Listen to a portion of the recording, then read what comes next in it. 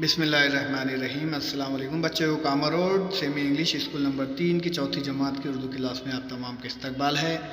آؤ اردو سیکھو کی سیریز میں ہم اسم کے بارے میں پڑھ چکے ہیں کہ کسی چیز، شخص، جگہ وغیرہ کے نام کو اسم کہتے ہیں۔ مثال کے طور پر آدمی، عورت، ہے نا، کھانا، پانی، اسکول، باغ وغیرہ، یہ تمام اسم ہیں۔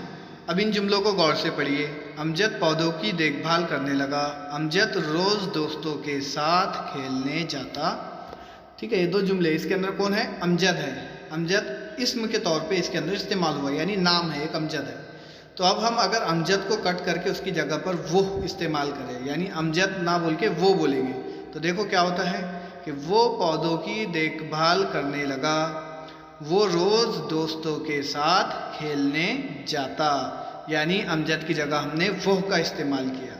جب کسی جملے میں اسم کی جگہ وہ، آپ، ہم، تم، میں استعمال ہوتا ہے تو ایسے الفاظ کو ضمیر کہتے ہیں۔ یعنی جملے میں کیا استعمال ہوا؟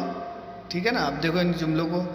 وہ روزانہ اسکول جاتا ہے، ہم بعد میں کھیلنے جائیں گے، آپ کہاں رہتے ہیں، تم کون سا کھیل کھیل رہے ہو۔ تو اس میں جو وہ، ہم، آپ، تم، یہ سب نام کی جگہ پر استعمال ہوئے ہیں، تو انہیں ضمیر کہتے ہیں۔ اب دیکھیے ضمیر کون کون سے ہوئے؟ میں، ہم، تم، آپ، وہ، یہ تمام کیا ہے؟ ضمیر ہے جو نام کی جگہ پر جملے میں استعمال